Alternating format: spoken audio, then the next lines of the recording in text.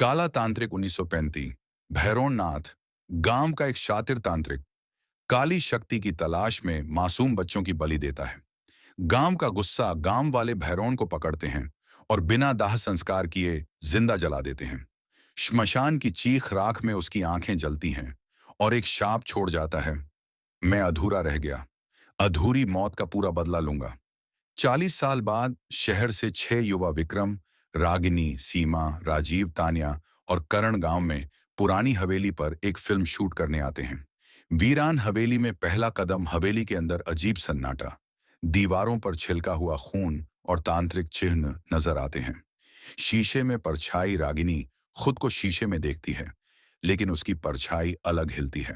पुरानी किताबें, विक्रम को तहखाने में एक डायरी मिलती है जिसमें तंत्र साधना के चित्र बने हैं।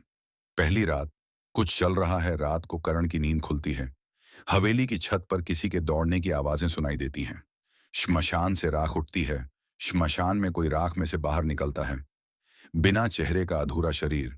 पहला शिकार राजीव को अंधेरे में कोई घसीट ले जाता है। अगले दिन उसकी आंखें खोखली मिलती हैं।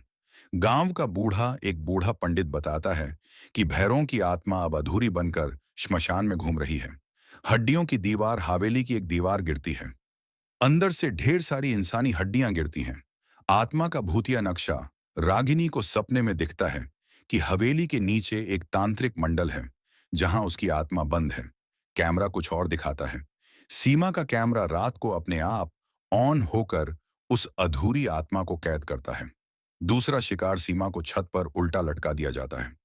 उसकी खोपड़ी टूट जाती है। रागिनी का जुड़ाव, रागिनी हर रोज और डरावनी होती जा रही है, मानो वो आत्मा उसे पकड़ रही हो। मंदिर का राज, पुराना मंदिर बंद है। वहां अंदर एक जीभ और 2 आंखें ताबीज में बंद पड़ी हैं।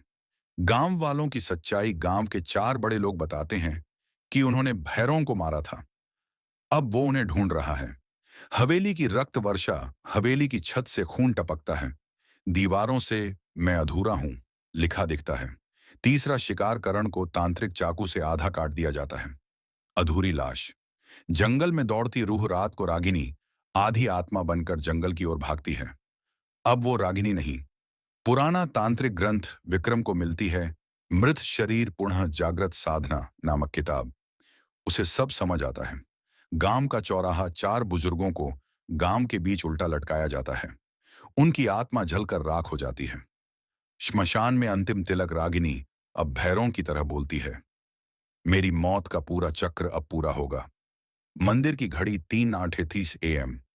मंदिर की घड़ी अपने आप चलने लगती है और ताबीज खुल जाता है। आत्मा का आखिरी अंग विक्रम, वो ताबीज जलाता है, लेकिन रागिनी भी जलने लगती है। चीख, आग, राख। हवेली की खामोशी। सुबह हवेली में सब खामोश है। विक्रम अकेला बचा, लेकिन अब उसके चेहरे पर एक परछाई है। कैमरे की फुटेज। शहर लौटने पर विक्रम कैमरा चेक करता है। एक क्लिप में खुद को रागिनी के गले काटते हुए देखता है। अस्पताल में भर्ती विक्रम पागल हो चुका है। हर रात चीखता है, मैं अधूरा हूं, अधूरा हूं। अंतिम सीन, श्मशान का कैमरा।